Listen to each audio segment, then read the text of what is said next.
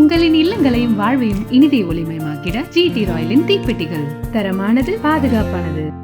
சென்னை கீழ்ப்பாக்கம் அரசு மருத்துவமனை வளாகத்தில் ரவுடி கொலை செய்யப்பட்ட சம்பவத்தை அடுத்து பணியில் இருந்த 4 காவலர்கள் சஸ்பெண்ட் செய்யப்பட்டுள்ளனர்.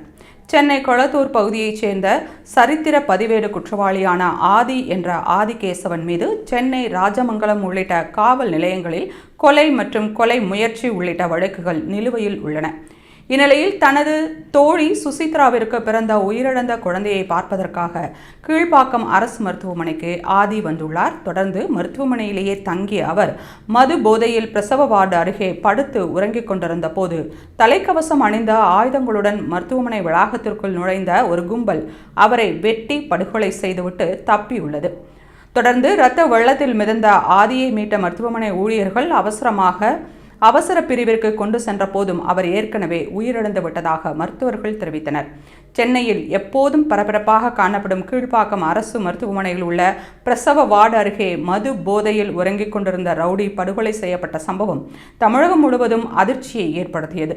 தகவல் அறிந்து வந்த சென்னை தெற்கு கூடுதல் ஆணையர் நரேந்திர நாயர் ஆய்வு மேற்கொண்டதுடன் இச்சம்பவத்தில் தொடர்புடைய குற்றவாளியை பிடிக்க 9 தனிப்படைகள் அமைத்து உத்தரவிட்டார். முதற்கட்ட விசாரணையில் ஆதியுடன் இருந்த நபர்களே அவரின் எதிரிகளுக்கு தகவல் கொடுத்ததாகவும் 2022ஆம் ஆண்டு பழனி என்பவரை கொலை செய்யப்பட்டதற்கு பழி வாங்கவே இந்த கொலை சம்பவம் நடந்துள்ளதும் தெரிய வந்துள்ளது.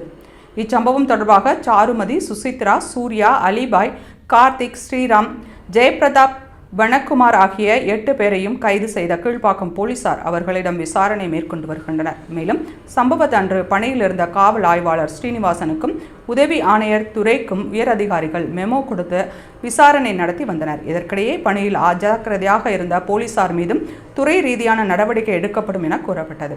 அந்த வகையில் விசாரணை நடத்திய காவல்துறை உயர் அதிகாரிகள் அன்று இரவு மருத்துவமனையில் பணியில் இருந்த 3 பெண் காவலர்கள் உட்பட 4 பேரை பணியிடை நீக்கம் செய்து உத்தரவிட்டுள்ளனர்.